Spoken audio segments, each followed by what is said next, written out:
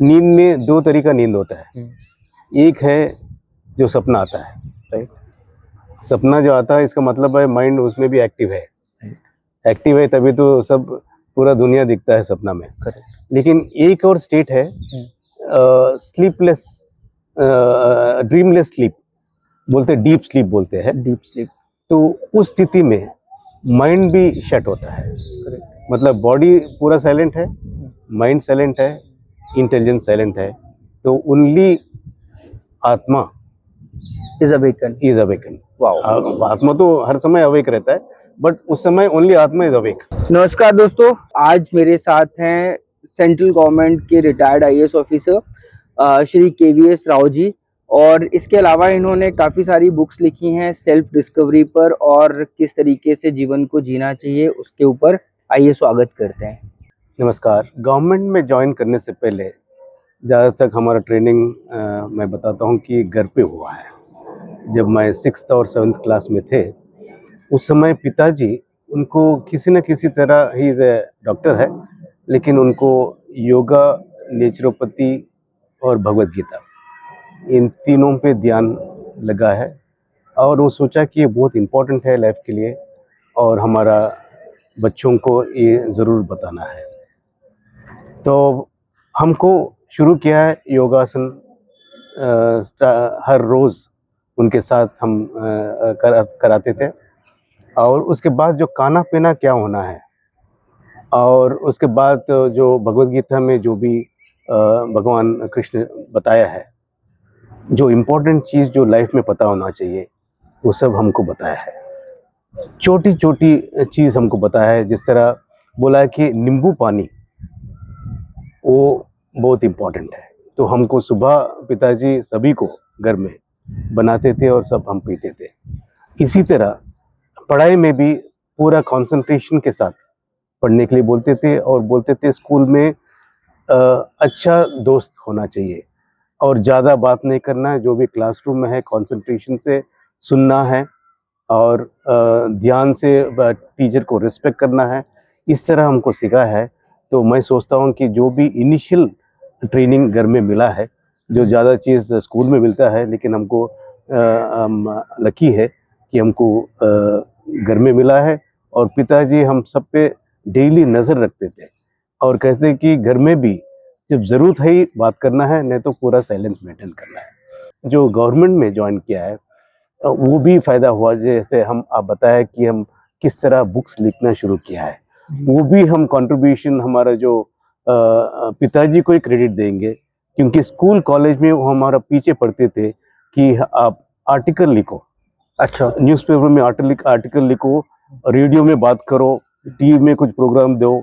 इस तरह हमारा skills, writing skills, speaking skills इस तरह इम्प्रूव किया है। और उससे हमको गवर्नमेंट में भी जो लिखना है, बात करना है, उससे हमको कॉन्फिडेंस हुआ है। और जो हम आर्टिकल्स लिखते थे स्कूल में, कॉलेज में और गवर्नमेंट में, धीरे धीरे रिटायरमेंट के बाद हम इस तरह बुक लिखना शुरू किया है। तो सर, आपकी जो स्टोरी है इससे तो ऐसा लग रहा है कि मतलब फादर बहुत स्ट्रिक्ट थे आपके। आजकल के तो बच्चे, उनको कुछ भी बोलो वो तो कुछ अलग ही दिशा में चलते हैं। तो मैं सोचता हूँ कि हमारा जो टाइम था बहुत अच्छा टाइम था, क्योंकि फादर स्ट्रिक्ट थे और उनको टाइम था कि बच्चों को किस तरह पालन करना, उनका क्या गोल होना चाहिए लाइफ में। टाइम दिया है, एनर्जी दिया है। और हमारे लिए काफ़ी बैकग्राउंड, जैसे स्कूल में एडमिट करना है, पूरा सर्वे करते थे कौन से स्कूल सही है, कौन से टीचर्स, कौन से सब्जेक्ट किस तरह करना है, वो पूरा हमको, हम अपना तरफ से कुछ करना ज़रूरत नहीं है। पूरा उनको पता है कि हमारा क्या कैपेसिटी है और आगे किस तरह करना है, वो करते थे। और हम भी ओबीडियंट थे उस समय, क्योंकि उस समय जो टीवी है, रेडियो है, सोशल मीडिया का उतना इन्फ्लुएंस नहीं था। तो घर में, और वो भी है कि हमारा रिलेटिव्स, फ्रेंड्स से काफ़ी दूर थे, तो पूरी तरह पेरेंट्स के कंट्रोल में थे। माताजी भी बहुत अपना नियम के साथ चलती थी और चाहते कि बच्चे उनका बात सुने, जो सत्य, धर्म, न्याय, ये बात हमको बताती थी। पिताजी एजुकेशन का और माताजी मोरल वैल्यूज़, इन दोनों के साथ हमारा काफ़ी घर में एजुकेशन हुआ है। तो सर इससे तो ये समझ में आता है कि अगर जो बच्चे हैं, अगर पेरेंट्स डिसिप्लिन में हैं तो बच्चों में भी कहीं ना कहीं इनकलकेट होगा ये जो डिसिप्लिन है। इनफैक्ट अपना माइथोलॉजी में बताया है, जी ये नहीं कि बच्चा पैदा होने के बाद ही पेरेंट्स से सीखेंगे, जी जब पेट में है जी तभी भी सीखना शुरू कर देता है। जिस Right. तरह भक्त प्रहलाद है, जी वो बताया कि जो नारायण का जो मंत्र है पेट में ही सीखा है। तो जी इसी तरह जब बच्चा पेट में होता है, माँ बाप जिस तरह व्यवहार करते हैं, जी जैसे ज़्यादा क्रोधित होते हैं या टेंशन में होते हैं, वो सब चीज़ अपना बच्चा जो गर्भ में होता है उस पर इम्पैक्ट होता है। राइट तो जब वहाँ इम्पैक्ट इतना होता है तो बाहर निकलने के बाद इम्पैक्ट और ज़्यादा होता है। अब 5 साल तक हो सकता है उनको ठीक से समझ में नहीं आता, लेकिन जो वाइब्रेशंस है जी वो काफ़ी उनके मस्तक में पहुंच जाता है, पूरा शरीर में, कॉन्शियसनेस में। तो इसलिए जो माँ बाप शांति से रहेंगे, बच्चा शांति से डेवलप होगा, इंटेलेक्चुअली और मेंटली राइट और साइकोलॉजिकली। और जब माँ बाप ज़्यादा रेस्टलेस होंगे, गुस्सा करेंगे, लड़ेंगे, फिर वो पेरेंट्स पे बहुत इम्पैक्ट होगा। करेक्ट। तो सर आज जो हमारा पॉडकास्ट है माइंडफुलनेस के ऊपर, तो वहाँ उसकी तरफ चलते हैं। और यहाँ से सर बताइए कि पहले जो आपने जैसे बुक्स लिखी हैं सेल्फ डिस्कवरी के ऊपर लिखी है, और अभी आपकी जो रिसेंट बुक आने वाली है माइंडफुलनेस को काफी सारे लोगों ने डिफाइन किया है अलग अलग समय में। आपके हिसाब से सर माइंडफुलनेस क्या है?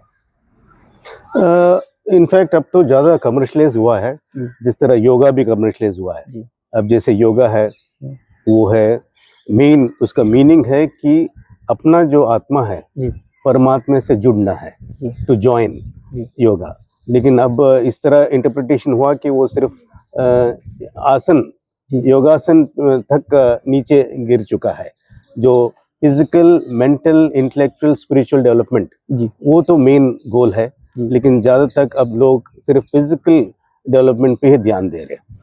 इसी तरह जो माइंडफुलनेस जो है वो अपना आध्यात्मिक में, जैसे फॉर इंस्टेंस पतंजलि का योगा सूत्र है, जी उसमें 8 अष्टांग योगा बोलते हैं, जी यम, नियम, धारणा, प्राणायाम, प्रत्याहार, समाधि, ध्यान, ये सब स्टेप्स है।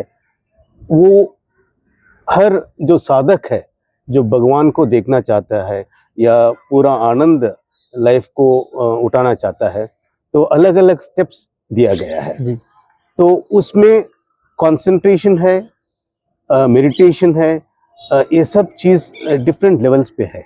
तो जो भी साधक है 24 आवर्स अपना ऊपर ध्यान देना पड़ता है कि जो बुक में लिखा है या गुरुजी हमको कुछ बताया है, जैसे यम है या नियम है, जो जो करना है, जो जो नहीं करना है, जी हर समय अपना दिमाग में याद रखना है और अपना ऊपर नज़र रखना है कि मैं क्या बोल रहा हूँ, क्या कर रहा हूँ और किस तरह मैं दूसरों से व्यवहार कर रहा हूँ। 24 आवर्स इस तरह अपना ऊपर विटनेस जैसे रखना पड़ता है, जिसको तो सर सचेतना भी कहते हैं। या सचेतना करता है। हमेशा अपने चेतना में रहना, राइट। हर सेकेंड हर पल। क्योंकि जैसे जो मैं भी थोड़ा बहुत जो बुक से या आपके आने से पहले मैं पढ़ रहा था इसके बारे में, कि continuously to be the moment of the moment, to be in a moment of a moment, उस टाइम पर उस तरीके से रहना। तो ये तो बहुत सर अच्छी चीज बता रहे हैं आपकी। योग में भी इस तरीके की चीजें बताई हुई हैं कि किस तरीके से हमें माइंडफुलनेस को फॉलो करना चाहिए। मैं इसमें यहाँ एक बात से पूछना चाहता हूँ कि जब हम माइंडफुलनेस की बात करते हैं और जिस तरीके से योग को आपने बताया कमर्शलाइज किया है, सिर्फ फिजिकल एस्पेक्ट पे ध्यान दिया जा रहा है, not on the mental aspect की और स्पिरिचुअल वाइज, तो वहाँ पर सिर्फ माइंडफुलनेस की अगर बात करें तो क्या योग उसका वन ऑफ द एक्सरसाइज हो सकता है टू अचीव माइंडफुलनेस? हाँ, जब आदमी उनका जो गोल पे निर्धारित होता है, जैसे लोग कोई हम भगवान को देखना चाहता है, अच्छा, तो उसके लिए एक रास्ता है जो पतंजलि का जो डिफरेंट स्टेप्स है। जी लेकिन जो लोग वो वो भी नहीं करना चाहते हैं, सिर्फ आधा रास्ता लेना चाहते हैं, फिर भी उनको बेनिफिट होगा, जो फिजिकल हो मेंटल हो, जी जैसे कंसंट्रेशन हो, जी मेडिटेशन सिर्फ भगवान को देखने के लिए नहीं, मेडिटेशन सिर्फ अपना माइंड को स्टिल शांत करने का। तो जब शांत करेंगे, अपन जो भी काम करेंगे या पढ़ाई करेंगे या काम करेंगे, उसमें कंसंट्रेशन होगा, जी एनर्जी पूरा रिलैक्स होगा, उससे अच्छा प्रोडक्टिविटी बढ़ेगा।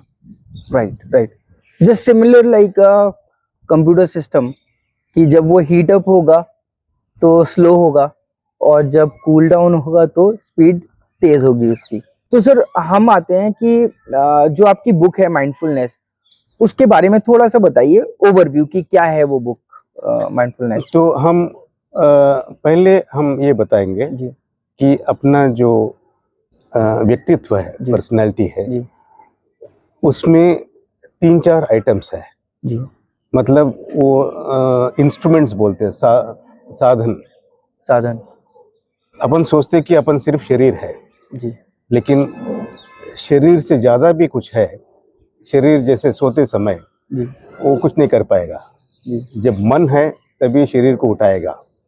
करेक्ट उसी तरह मन भी भटक सकता है, और उसको डायरेक्शन देने के लिए अपना दिमाग, इंटेलिजेंस ओके होता है।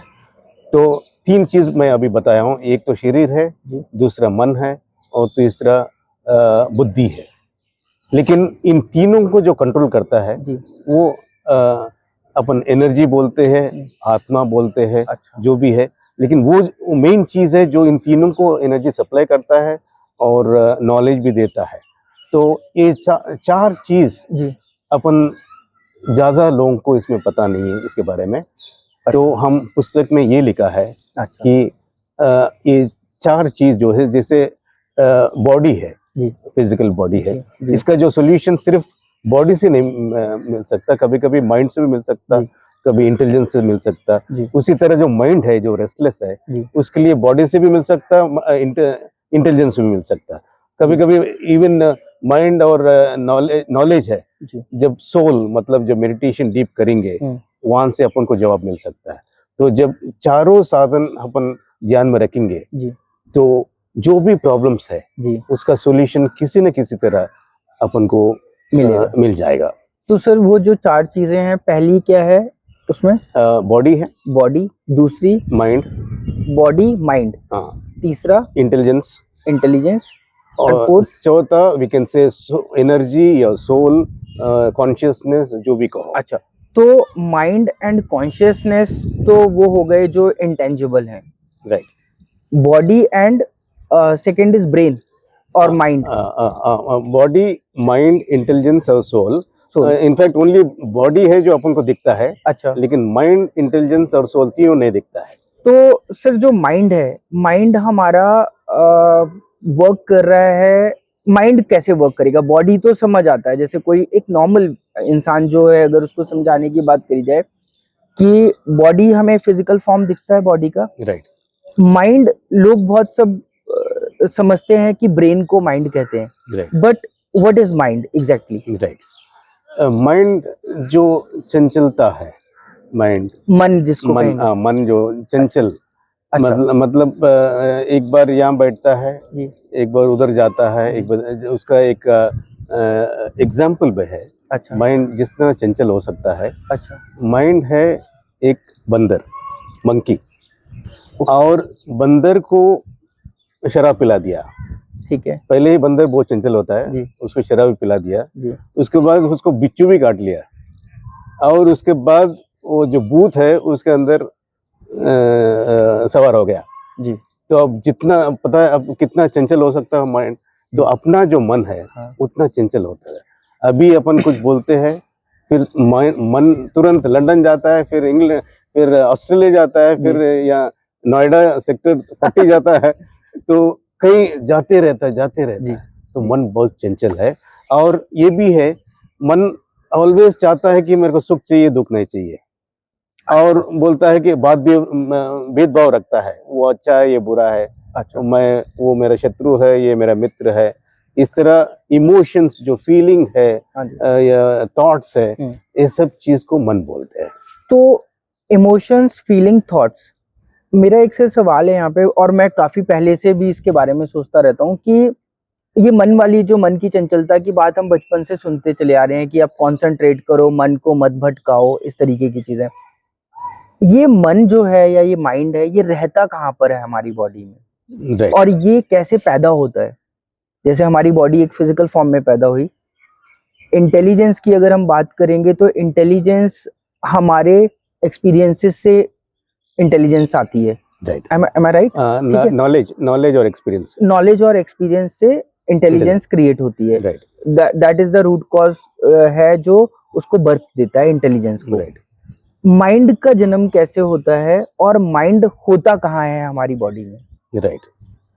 तो ये तो बहुत अच्छा सवाल है। जी सर। तो हम जितना पढ़े हैं जी उस बेसिस पे हम बताएंगे। जी अब साइंटिस्ट और कुछ बताएंगे, जी क्योंकि जो debate between mind and brain, जी इन दोनों कहाँ लोकेट हुआ है, जी वो ज़रूर it is a continuous debate, और किसी को कुछ पता नहीं कि कौन सी कहाँ क्या है। जी और तो हम उल्टा एक प्रश्न पूछेंगे आपको। जी तो जब अपने घर में जी इलेक्ट्रिसिटी है, जी सर। पंखा चल रहा है जी सर। और फ्रिज चल रहा है, लाइट चल रहा है, जी और तारों से इलेक्ट्रिसिटी चल रहा है, जी सर। क्या अपन इलेक्ट्रिसिटी दिखा के बता सकते हैं क्या कि इलेक्ट्रिसिटी कहाँ पर है? कहाँ पर है? सर आपकी बात बिल्कुल सही है, बट जैसे साइंस में या जो भी इंजीनियर्स ने हम लोगों को बताया या स्कूल में पढ़ाया कि भाई पोटेंशियल डिफरेंस है तो इलेक्ट्रॉन ट्रैवल करते हैं, तो वो जो ट्रैवलिंग है उससे इलेक्ट्रिसिटी जनरेट हो रही है और जिससे और सारी चीजें मूव हो रही हैं।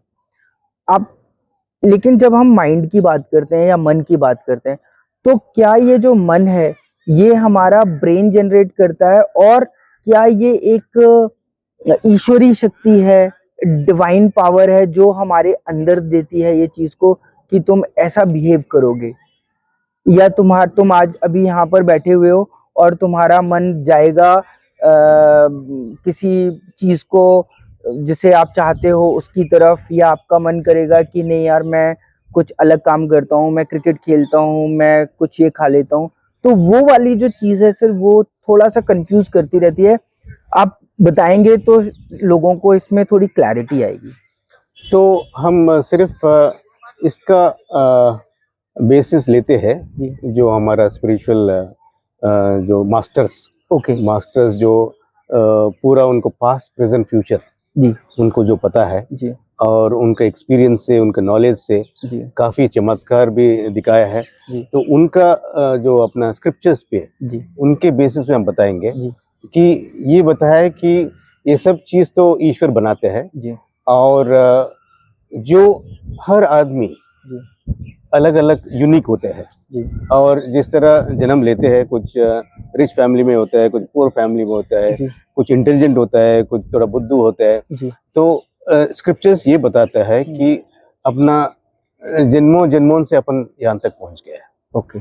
तो हर जन्म में कुछ ना कुछ अपन किया है, और एक्सपीरियंस वी हैव, जो अपना नॉलेज है, एक्सपीरियंस है, बिहेवियर है, कॉन्डक्ट है, जी उससे वो आगे फॉरवर्ड होते रहता है। जी अपन कभी कभी देखते हैं कुछ लोग बहुत सोते रहते हैं, हो सकता है कोई ना कोई कुछ एनिमल का क्वालिटी हो सकता है, कोई बहुत तेज है, हो सकता है कोई जैसे कुछ क्रिकेटर्स या टेनिस प्लेयर्स जी बहुत तेज खेलते हैं, जी वो तो फिर गेस करते हैं कि पिछले जन्म में हो सकता है एक क्रिकेट और टेनिस खेले होंगे, तो या इसलिए उस तो तरीके की कोई क्वालिटी रही क्वालिटी होगी। होगा, तो उस क्वालिटी अब रिफ्लेक्ट हो रहा है।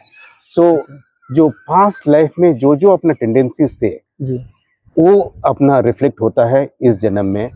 जो भी थिंकिंग है, तो थिंकिंग आप जो बोल रहे थे सोर्स कहाँ है, हाँ जी।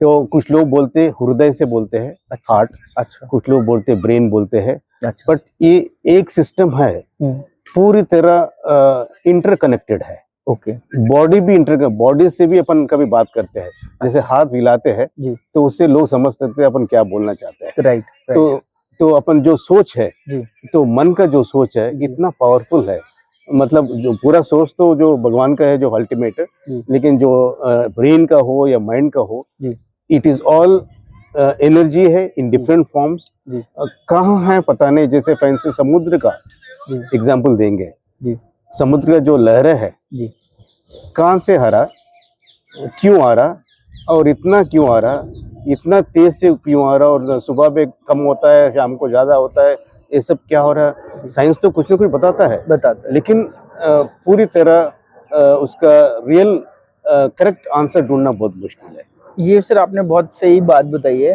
कि कोई भी फिनोमिना है इस धरती पर, उसके बारे में साइंस कोई ना कोई लॉजिक, कोई ना कोई रीजन निकाल ही लेता है। फॉर एग्जाम्पल अर्थक्वेक हुआ तो बोलेंगे कि टेक्टोनिक प्लेट्स मूव हो रही हैं, लेकिन अगर कोई ये सवाल करे कि वो टेक्टोनिक प्लेट्स क्यों मूव हुई, तो लोग बोलेंगे कि यार वो मैग्मा है अर्थ के कोर में, वो शिफ्ट हो रहा है, उसकी वजह से हो रही है। तो फिर अगेन क्वेश्चन आता है कि ऐसा क्यों होता है कि वो मैग्मा एक सर्टेन टाइम पर ही मूव हो रहा है। तो there lot of questions around it.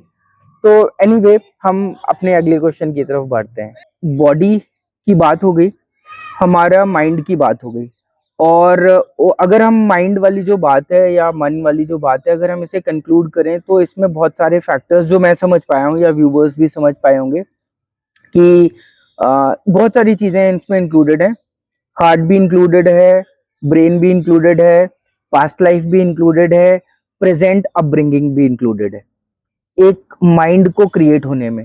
उसकी, जैसे आपने अपना बचपन का भी बताया कि किस तरीके से आपकी लाइफ डेवलप हुई, पेरेंट्स ने एक डिसिप्लिन बनाया और किस तरीके से। तो अगर आप पढ़ाई कर रहे होंगे या फादर आपके बोलते होंगे कि ये समय पर ये कार्य करना है, तो आपके मन में इतनी शक्ति थी कि आप वो चीज कर पाए, आपके मन में इतना दृढ़ संकल्प था कि आप वो चीज कर पाए। तो जो मैं ओवरऑल समझ पाया हूँ या व्यूअर्स भी समझ पाए होंगे कि मन को अगर हमें कंट्रोल करना है तो इट नीड्स डिसिप्लिन, राइट?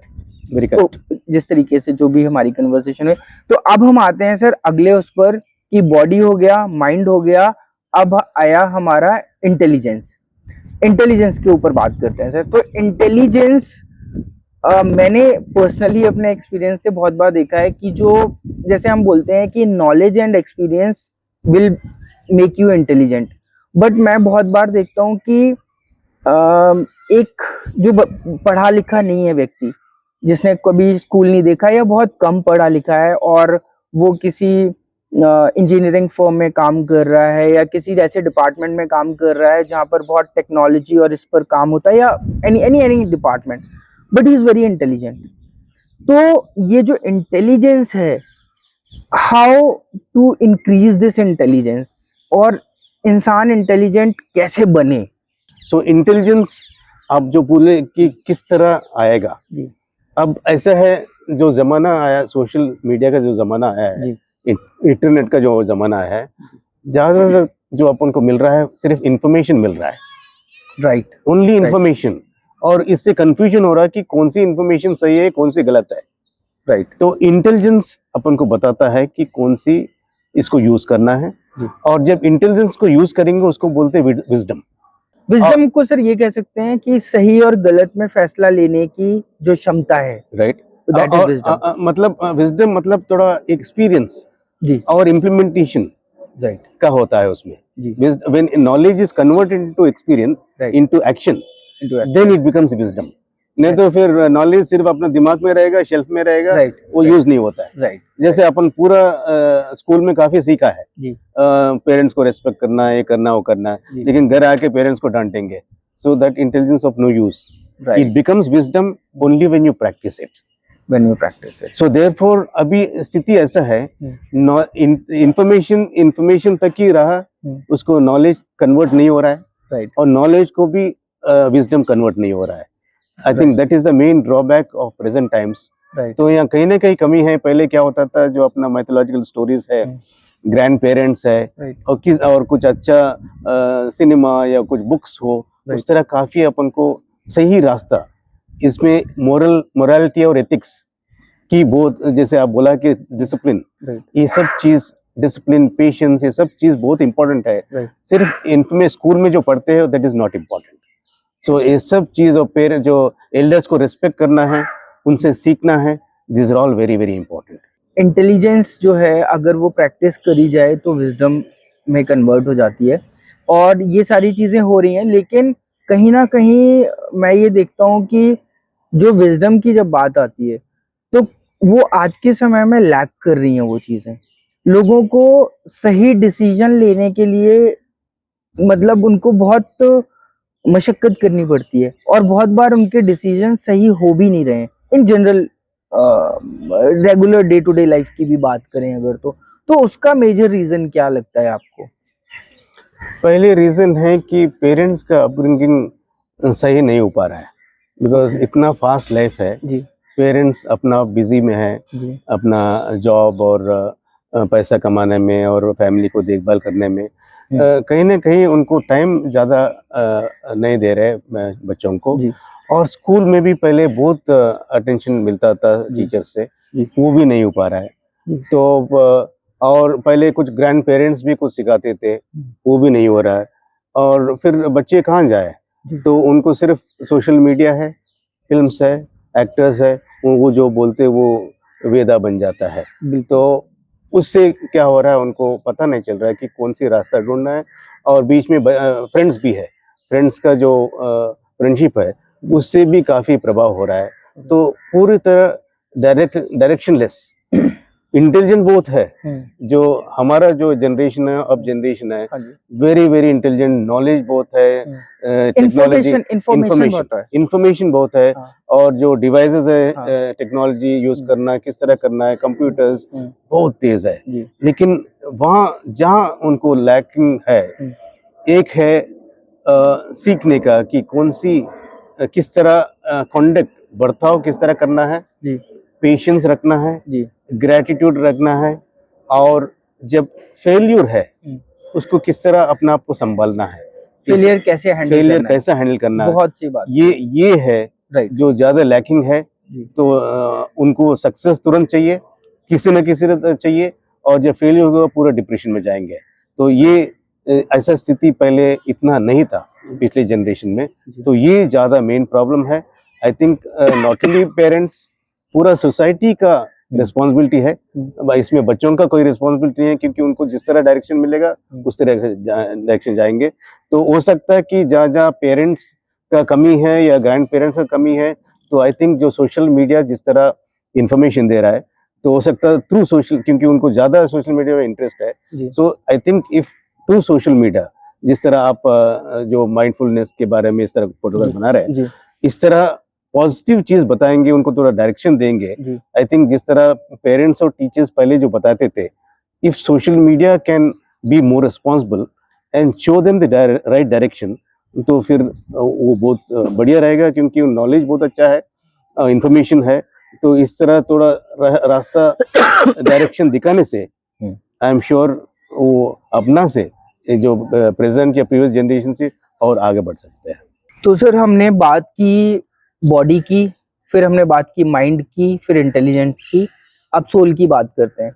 तो सर जब सोल की बात करते हैं तो मेरा एक सवाल है, दो सवाल है इनफैक्ट, कि सोल जो है वो हमारी बॉडी में कहाँ है, या क्या कहेंगे कि वो कहाँ होती है? और दूसरा सवाल ये है कि जो ह्यूमन बीइंग्स हैं वो सोल के साथ कैसे कनेक्ट हो सकते हैं, मतलब बॉडी और सोल को कैसे कनेक्ट, उसका जो कनेक्शन है वो कैसे है, क्या है? तो जब आदमी मर जाता है और जब उनका शव देखते हैं अपन, बोलते हैं कि इसमें से आत्मा निकल गया। जब आत्मा निकल गया तो मतलब है कि ना हाथ, ना पाँव, ना सर, कोई हिलेगा नहीं। तो इसका मतलब ये है कि आत्मा पूरा बॉडी को स्प्रेड हुआ है। ओके। तो तभी तो उस एनर्जी से हिल सकता है। तो अब वो कॉन्शियसनेस नहीं रहेगा तो बॉडी सिर्फ वो शव बन जाता है। तो वो कहाँ से कहाँ रहता है, तो बताते कि अपना हृदय में रहता है, दैट इज जैसे कंट्रोल रूम है। लेकिन पूरा एनर्जी बॉडी के पास है, उसी से अपना ब्रीथिंग हो रहा है, जो सांस लेते हैं अपन, अपना कोई एफर्ट नहीं है उसमें, लेकिन वो हो रहा है। और दूसरा है ब्लड सर्कुलेशन भी हो रहा है, जो खून का जो सर्कुलेशन है 24 आवर्स, और डाइजेशन जो भी अपन खाते हैं वो भी हो रहा है। तो साइंस ये बताता है जो भी वस्तु चलता है, मूव होता है, तो उसका दो कारण हो सकता है। जी ये अंदर से दबाने से चलेगा, जैसे गाड़ी है, या बाहर से दबाओ गाड़ी चलेगा।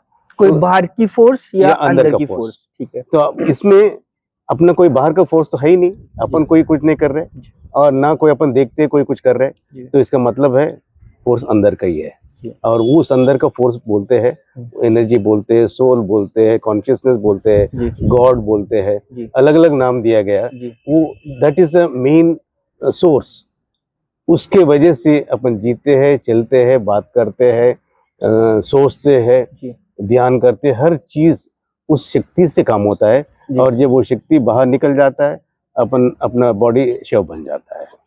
तो सर बात यहाँ पर ये करते हैं, तो सबसे पहले जब हम माइंड बॉडी की बात करते हैं, तो बॉडी को हम कंट्रोल कर सकते हैं। बॉडी को अच्छा डाइट देकर, एक्सरसाइज करके, बहुत सारे योग से हम बॉडी को सही बना सकते हैं। फिर हम बात करते हैं माइंड की, तो हम जैसे योग से या मेडिटेशन से हम माइंड को कंट्रोल कर सकते हैं, जो उसका भटकाव है मन का, उसको कंट्रोल कर सकते हैं। फिर हम इंटेलिजेंस की बात करें तो हम नॉलेज से, एक्सपीरियंस से और उस इंटेलिजेंस को बढ़ा सकते हैं। सोल की अगर हम बात करते हैं, तो सोल को हम कैसे कंट्रोल कर सकते हैं, और या सोल हमें कैसे कंट्रोल कर रही है, और सोल कैसे रिस्पॉन्सिबल है इंसान के सचेतन होने में, माइंडफुलनेस के लिए। हम इसका एक एग्जाम्पल देंगे। जिस तरह एक फैमिली में पिताजी हेड ऑफ द फैमिली है और बच्चे हैं। जब बच्चे पिताजी का बात सुनेंगे तो सही रास्ते पे जाएंगे और घर में पूरा शांति रहेगा। जी। इसी तरह जब अपना सोल जो एनर्जी है, अपना बॉडी माइंड इंटेलिजेंस उनका बात सुनेंगे, तो पूरा सही भी रास्ते पे जाएंगे पर्सन जो इंडिविजुअल है, और पूरा अच्छा कोऑर्डिनेशन रहेगा। ओके, मतलब बॉडी माइंड और इंटेलिजेंस का कोऑर्डिनेशन से सोल, आप ये कह रहे हैं हाँ, कि सोल के साथ कोऑर्डिनेशन होना चाहिए। अच्छा, इनका सोल के साथ कोऑर्डिनेशन होना चाहिए। ठीक है। जिस तरह एक रथ है, जी। 4 पहिया है, जी। अलग अलग रास्ते जाएंगे। जी। और घोड़े है, जी। अलग अलग रास्ते जाएंगे। जी। फिर वो रथ कहीं आगे जा ही नहीं सकता। राइट। तो इन चारों जी। जब सोल का बात सुनेंगे जी। तो सही रास्ते पे जाएंगे, उनको शक्ति आएगा, जी। और वो जो भी अचीव करना है जी। कर सकते हैं। अब इसका हम कुछ एग्जांपल्स देंगे। जी। फॉर इंस्टेंस, अपना जो हर रोज अपन सोते हैं, जी। जब सोने से आज हम बहुत थक गए, सोएंगे, नेक्स्ट डे हम फ्रेश हो जाएंगे। मतलब ये है कि जो सोने में पूरा एनर्जी अपन को मिल रहा है, कितना थकावट हो, जी। सोने से नेक्स्ट डे अपन पूरा, जिस तरह सुबह प्रीवियस डे सुबह एक्टिव थे, जी। नेक्स्ट डे फिर उतना एनर्जी से अपन एक्टिव रहेंगे। इसका मतलब है रेस्ट देने से बॉडी को एनर्जी आ गया है। उसी तरह हर चीज जो बॉडी के लिए, मतलब ये है, ये नेचुरल लॉ है, कानून है। क्योंकि जब मैं नहीं सोऊंगा, एक दिन नहीं सोऊंगा, ठीक है, नेक्स्ट डे काम कर सकता हूँ, लेकिन उतना एनर्जी नहीं रहेगा। दूसरा दिन फिर भी काम कर सकता हूँ, लेकिन एनर्जी कम होते रहेगा। तो इसका मतलब है ये नेचुरल लॉ है कि हम सोना पड़ेगा, तभी तो एनर्जी हमको वापस आएगा। राइट। उसी तरह जो सोल का मैसेज ये है, हर चीज आप सही ढंग से करो। जैसे बॉडी को रेस्ट देना है, बॉडी को अच्छा खाना खिलाना है, सही खाना खिलाना है, सही टाइम पे खिलाना है। उसी तरह माइंड को कंट्रोल करना है, उसका एनर्जी जो एक्स्ट्रा एनर्जी है वेस्ट नहीं होना है। ब्रेन भी सही तरह इस्तेमाल करना है, क्योंकि ब्रेन है जिस तरह न्यूक्लियर आइटम्स है, पीसफुल के लिए यूज कर सकते हैं, इलेक्ट्रिसिटी के लिए जी। और वॉर के लिए भी यूज कर सकते हैं जी। जो इंटेलिजेंस है जी। तो सोल ये कहता है कि तुम्हारे जैसे ही सब लोग हैं, और जिस तरह तुम अपना लिए सुख शांति चाहते हो, उसी तरह उनको भी वही चाहिए। लेकिन आप सोचते कि हमारे लिए कुछ चाहिए और सुख शांति चाहिए, उनके लिए मैं उनको सताऊंगा, उनको ये करूंगा, सही बात। तो सोल बोलता है कि तुम हमारा पालन नहीं कर रहे। जिस तरह पिताजी का पालन बच्चे नहीं करेंगे, हाँ। गलत रास्ते पे जाएंगे, जी। सोल ये कहता है कि जिस तरह आप जो चाहते हैं वही चीज दूसरों को भी देना चाहिए। करेक्ट। तो सोल का हर समय अंदर जो अंतरात्मा है अपन को बोलते रहता है कि ये मत करो, ये करो, लेकिन हम सोचते कि नए ट्रैफिक रूल हम वायलेट करेंगे, फिर भी हमारा कोई अंकल या कोई ना कोई हमको बचाएगा। लेकिन ये उनको पता होना चाहिए कि जो भी अपन करेंगे उसका कुछ ना कुछ अकाउंटिंग हो रहा है। राइट। तो अच्छा करो, उसका जो क्रेडिट हो जाएगा, गलत करो उसका डेबिट हो जाएगा। तो ये अपन याद रखेंगे कि अपना अंदर आत्मा है, कोई ना कोई अपन को देख रहा है, तो सही रास्ते पे चलेंगे। इससे दो लाभ होगा। एक है अपना जो लाइफ है सही रास्ते पे चलेगा, और दूसरा है दूसरों को अपन तंग करना बंद करेंगे, हो सकता है अपन को मदद करना शुरू करेंगे। उससे जो अपन हैप्पीनेस बोलते हैं, हैप्पीनेस ये नहीं कि अपन को जॉब मिल गया और कार मिल गया और मकान मिल गया उससे हैप्पीनेस हो गया, नहीं। ये अपन सोल का बात सुनेंगे, जो बोलता है करेंगे, सही ड्यूटी है पालन करेंगे, रेस्पेक्ट करेंगे, ग्रेटिट्यूड करेंगे, ये सब चीज से हैप्पीनेस मिलेगा। जैसे माता जी है जी। क्या उनको पकाने से उनको खूब श्रम 3 बार पकाती है, उनको क्या हैप्पीनेस मिलता क्या? क्योंकि उतना श्रम करना पड़ता है जी। बिना सोने रेस्ट करने, एक के बाद एक पकाना पड़ता है, और बीच में भी बच्चे डांटेंगे कि ये खाना ठीक नहीं है, वो खाना ठीक नहीं है, तो उनको क्या सुख मिल रहा है? लेकिन जब वो प्यार से करती है कि हमारा बच्चे है, उनके लिए करना है और ड्यूटी है, तो उससे उनको खुश मिलता है कि हाँ बच्चे आगे बढ़ रहे और उनको शक्ति मिल रहा है और काम अच्छा कर रहे हैं। तो इसलिए जो सोल का जो बात है जी, वो वही है, सही रास्ता है। तभी तो बॉडी माइंड इंटेलिजेंस तीनों सही रास्ते पे चलेंगे। और जब नहीं चलेंगे, जो अपन देखते हैं डिप्रेशन, एंजाइटी, फियर, जो डर है, ये सब चीज आ जाता है जी। और सोल मतलब ये है, सोल आप जैसे पूछा है कि सोल किस तरह अप्रोच करना है, एक है साइलेंस। अच्छा, ये इम्पोर्टेंट साइलेंस तो है ही नहीं लाइफ में। अब जैसे मैं अकेला हूँ, मैं सोचता हूँ कि मैं पागल बन रहा हूँ, तो तुरंत अपन मोबाइल उठाएंगे, दोस्त से बात करेंगे, तभी अपन कुछ ना कुछ शांत फील करेंगे। या कुछ ना कुछ नॉइस चाहिए, टीवी ऑन करना है या कुछ ना कुछ इंटरनेट में कुछ देखना है, तो तब शांत मिलता है। लेकिन रियल शांत जो मिलता है, साइलेंस पालन करना है। और दूसरा तरीका है प्रेयर करना है, उसी से मतलब अपना सोल से बात कर रहे हैं अपन। ओके। और तीसरा है मेडिटेशन। सो साइलेंस, प्रेयर, मेडिटेशन, इन तीनों से ही अपन सोल के नजदीक पहुंच सकते हैं।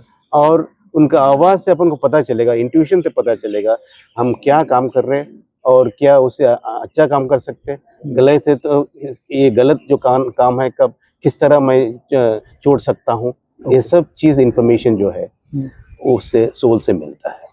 सोल से मिलता है, या सोल को जागृत करने के लिए या कंट्रोल करने के लिए साइलेंस, प्रेयर एंड मेडिटेशन उसकी जरूरत है। ठीक है सर, ये आपने ये जो पॉइंट्स बताए ये लोगों को काफी मदद देंगे। अब मेरा एक सवाल है कि माइंडफुलनेस पर, अब हमने चारों एस्पेक्ट्स जो माइंडफुलनेस के हैं वो हमने उन पर डिस्कशन कर लिया, चर्चा कर ली। अब हम आते हैं माइंडफुलनेस अचीव कैसे होगी। तो माइंडफुलनेस, पहले तो आप जो बोला कि किस तरह अचीव करना है जी, उससे पहले हम बताएंगे माइंडफुलनेस क्या होता है जी। तो माइंडफुलनेस ये है कि जो अपन प्रेजेंट सिचुएशन में जी है जी, उसी पे ध्यान देना है। जिस तरह अपन, जैसे हम ट्रेन में जा रहे हैं जी, इस तरफ उस तरफ पूरा नेचर दिखेगा, पहाड़ दिखेगा, नदी दिखेगा, लोग दिखेंगे, लेकिन अपन देखते हैं कि 3-4 घंटा अपन ट्रैवल किया है लेकिन कुछ दिखाई नहीं दिया। इसका मतलब है अपन गाड़ी में चल रहे हैं लेकिन आंख तो खुला है लेकिन मन और कहीं है। मन या पास्ट का सोच रहे कि कोई हमको डांटा है, कुछ किया है, किया और किस तरह उनको सबक सिखाना है, या फ्यूचर का सोच रहे कि डर है कि किस तरह हमको जॉब मिलेगा या प्रमोशन मिलेगा। तो मन इस तरह सोचते जा रहा है। तो पास्ट या फ्यूचर और प्रेजेंट जो है जिस तरह अपन ट्रैवल कर रहे हैं, सीनरी को आनंद उठाना है, वो मिस हो रहा है। तो अच्छा। इसी तरह लाइफ में भी ये काफी चीज जो करना है सब मिस हो रहा है। पहले काफी कंसंट्रेशन रहता था, जो भी करना है सही श्रद्धा से बिना विचलित मन से काम करते थे। और अब ऐसा है कि जिस तरह अपन ब्रश करते हैं मॉर्निंग, कभी क्या मन अपना ब्रशिंग पे रहता क्या? अपन सोचते कि आज क्या क्या करना है, ब्रश तो घूमते रहता है, हाथ चल रहा है, ब्रश चल रहा है, लेकिन दिमाग और कहीं है। करेक्ट। उसी तरह खाते समय भी क्या अपन सोच रहे कि आज मैं क्या खाना खा रहा हूँ, और हर खाने का जो अपन रुचि अपन उसका फील कर रहे हैं क्या? नहीं, क्योंकि और कुछ सोच रहे हैं, वो या मोबाइल के सामने है या किसी से बात कर रहे हैं या टीवी पे देख रहे हैं। तो जो भी अपन काम कर रहे हैं वो श्रद्धा से नहीं हो रहा, सिंगल माइंडेड कंसंट्रेशन बोलते हैं, उससे नहीं हो रहा है। सर इन मतलब अगर आसान शब्दों में इसको कहें तो जो भी हम काम कर रहे हैं सारा मन उसी काम पर होना चाहिए उस समय, राइट? यस। चाहे हम खाना खा रहे हैं तो खाने पर ध्यान होना चाहिए, अगर हम कपड़े पहन रहे हैं तो कपड़े पहनने पर ध्यान होना चाहिए, अगर हम नहा रहे हैं तो नहाने पे ध्यान होना चाहिए। yes. मतलब कोई भी छोटी या बड़ी कोई भी एक्टिविटी करें, उस पर ध्यान होना ही माइंडफुलनेस है। यही कहना चाहते हैं। हम इसका एक उदाहरण देंगे। मतलब ये है कि जो अपन काम कर रहे हैं पूरा दुनिया को भूल जाना चाहिए, जो जिस काम पे अपन है सिर्फ वही अपने दिमाग में होना चाहिए, मतलब और पूरा दुनिया भूल जाना चाहिए। इसका मतलब ये हो गया कि हमारी बॉडी जो काम कर रही है, राइट? मतलब हमारी बॉडी, फॉर एग्जाम्पल हम लिख रहे हैं, राइट, तो हमारा हाथ चल रहा है, तो उस समय हमारा ध्यान पूरा हमारी लिखावट पर होना चाहिए। Very correct, right. अगर हम खा रहे हैं या हम चल रहे हैं तो उस टाइम पर हमारा ध्यान पूरा उस समय की एक्टिविटी पर होना चाहिए।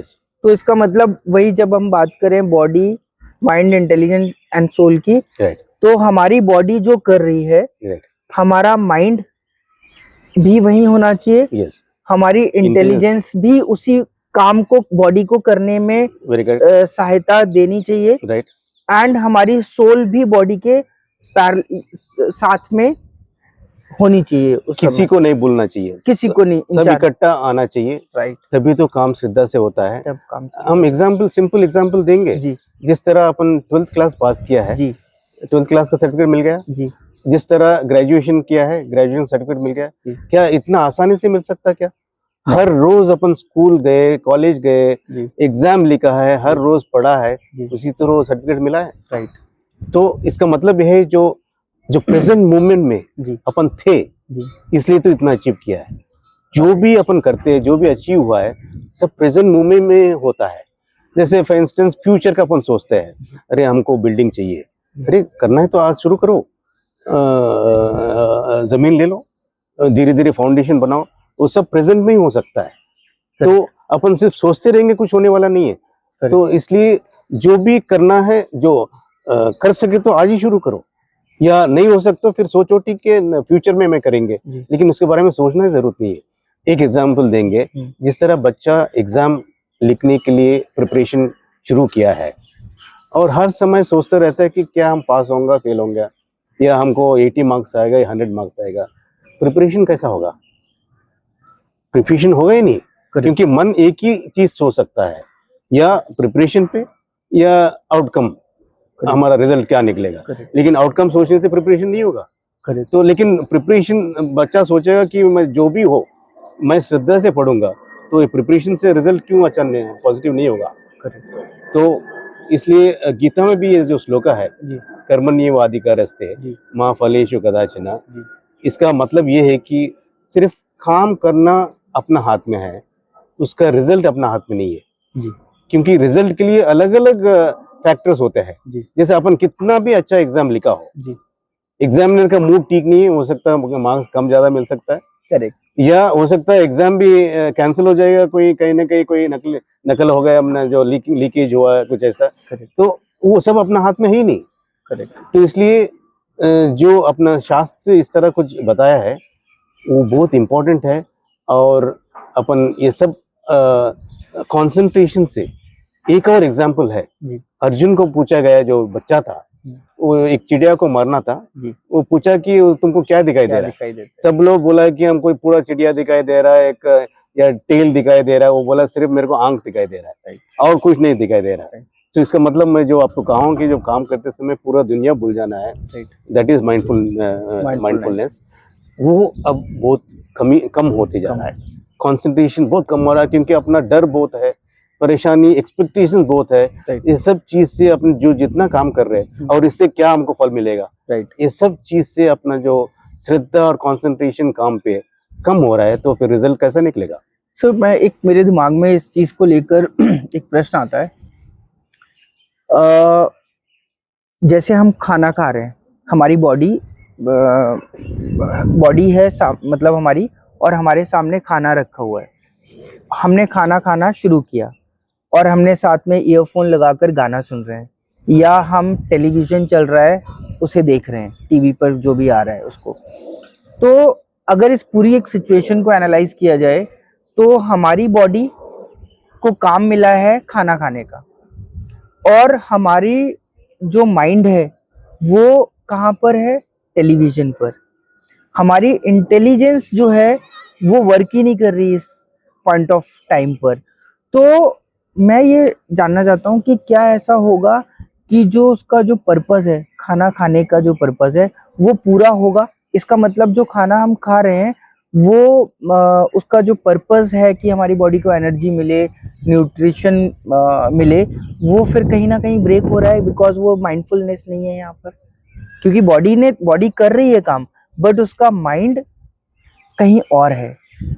तो इसका मतलब ये है कि जो खाने से हमें जो चीज मिलने वाली है वो नहीं मिलेगी। ये बहुत सही सवाल पूछा है। इसमें ऐसा है, पहले जो स्क्रिप्चर्स में लिखा है, खाना खाने से पहले भगवान को धन्यवाद दो कि खाना मिला है।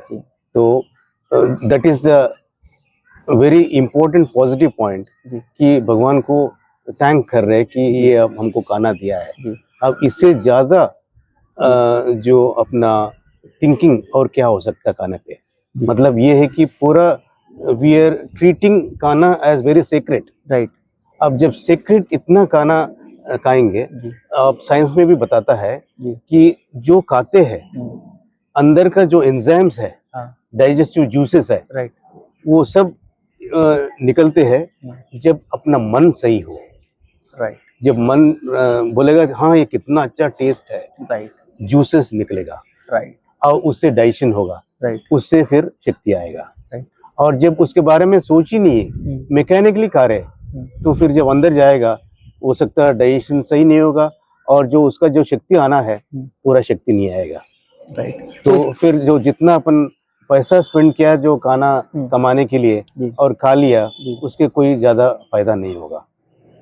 तो सर इसका मतलब ये है, ये हमारे जो लोग हैं उनको इस बात को समझना बहुत ज़रूरी है कि माइंडफुलनेस कितने बारीक लेवल पर काम करता है, कितनी डिटेल है माइंडफुलनेस में, कि हमारे को वर्तमान में रहना, चाहे हम छोटे से छोटा भी कोई काम कर रहे हैं। अब आजकल लोग क्या होता है कि मैं देखता हूँ उन्होंने कहीं से रोल लिया या पराठे को रोल कराकर और फिर खा रहे हैं, वॉक कर रहे हैं।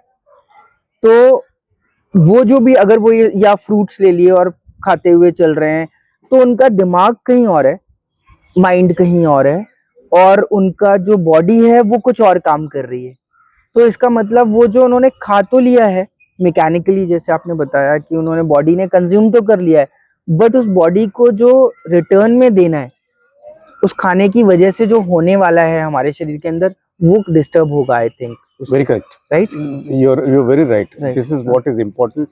उन लोग समझना चाहिए कि जिस तरह अपन श्रद्धा से करेंगे, जैसे फॉर इंस्टेंस अपन जो देखते हैं डिफरेंस ऑफ खाना जो होटल में बनता है और जो घर में बनता है, घर में बहुत प्यार से बनता है, राइट, तो उसका अलग ही टेस्ट रहता है, और सेम आइटम्स यूज हुआ है होटल में, वो अलग तरीके से उसका टेस्ट अलग रहता है।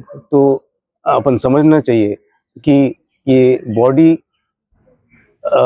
माइंड जी। ये सब चीज काम करता है। हर चीज सिर्फ अपना लाइफ सिर्फ मैकेनिकल नहीं है, जी। हर चीज में एनर्जी है। हाँ। जिस एनर्जी से अपन यूज करेंगे जी। उस तरह आउटपुट आएगा। तो खाने की बात से ही हम इसको आगे बढ़ाते हैं कि फूड फॉर बॉडी क्या होना चाहिए, फूड फॉर माइंड क्या होना चाहिए, फूड फॉर इंटेलिजेंस क्या होना चाहिए और फूड फॉर सोल क्या होना चाहिए टू गेट माइंडफुलनेस। यहाँ से शुरू करते हैं।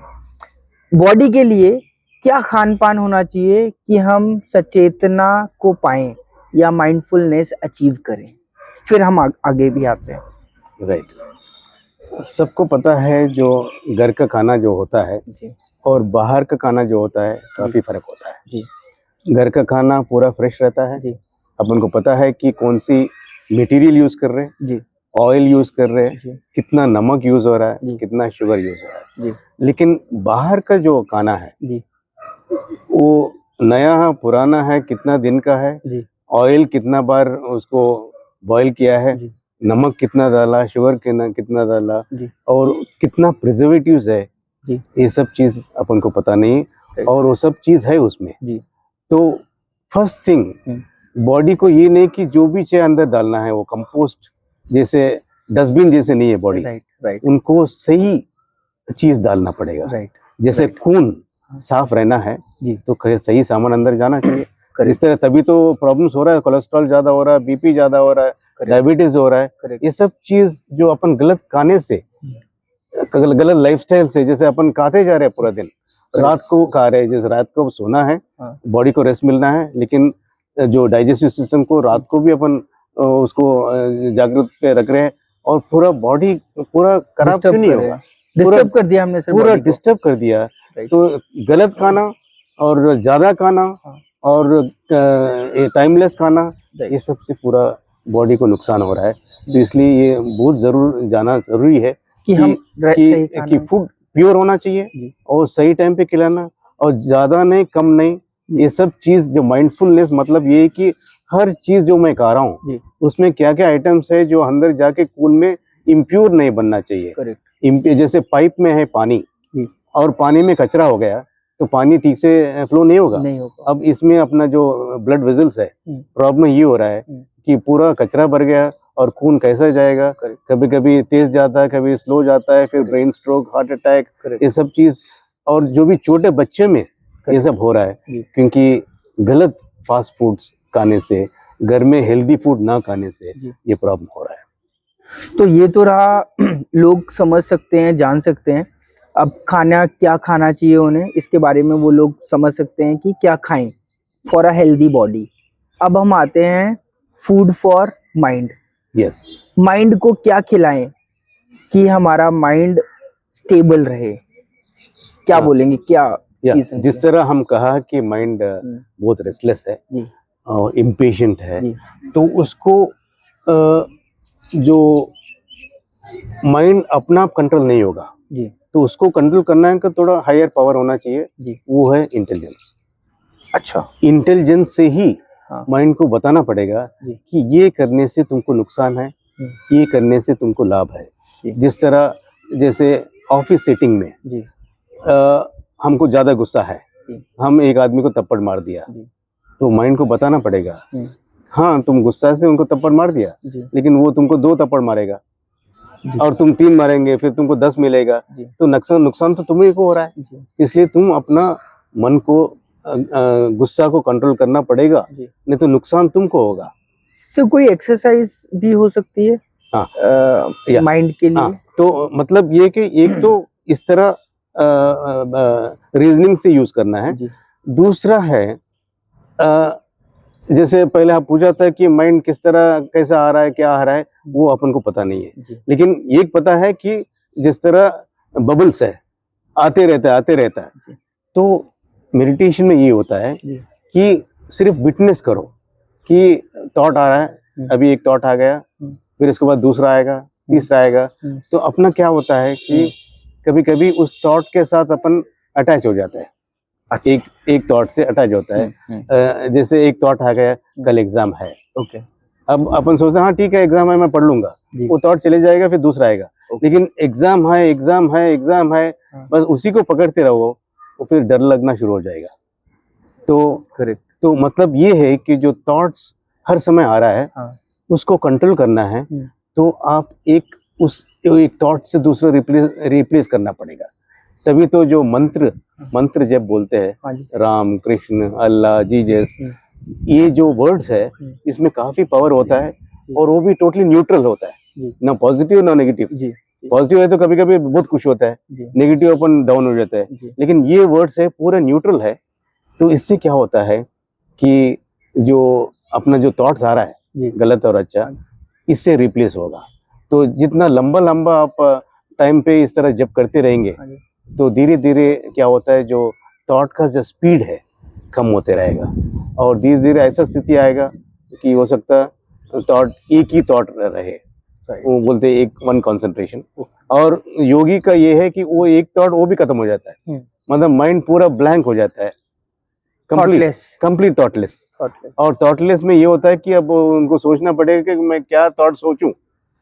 स्थिति ऐसा भी ऐसा स्थिति आ जाता है, लेकिन उसके लिए काफी परिश्रम करना पड़ता है और वो कब रिजल्ट आएगा पता नहीं, लेकिन अपन प्रयत्न शुरू करना चाहिए और करते रहना चाहिए, रिजल्ट जरूर आएगा।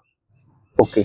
तो मतलब जैसे माइंड के लिए जो फूड हो गया वो बेसिकली हो गया कि इंटेलिजेंस का इस्तेमाल करके माइंड को एक टारगेट देना, राइट, डायरेक्शन देना कि जैसे आपने बोला कि लोग चैंटिंग करते हैं, लोग मेडिटेशन करते हैं ताकि माइंड जो है वो इधर उधर ना भटके। अगर एक थॉट है तो वही थॉट लेना है, उसी चीज को, मतलब एक थॉट काट के दूसरा थॉट को लगाना है, मतलब एक थॉट को दूसरा थॉट से काटना है, दूसरे थॉट से काटना है। कि मतलब अगर मान लीजिए मन विचलित हो रहा है, मन जा रहा है कि यार मैं कुछ खा लूं, तो इंटेलिजेंस का इस्तेमाल करके हमको दूसरी थॉट से उसको कट करना है कि no it's not required, yes, right, not required, it is poisonous. कुछ ना कुछ उनको बताना पड़ेगा, धमकी देना पड़ेगा कि अपने लिए नुकसान है। तो मतलब थॉट को थॉट से काउंटर करना है, राइट। फॉर इंस्टेंस एक और एग्जांपल दूंगा जी कि हम उनको गुलाब जामुन खाने का इच्छा है जी,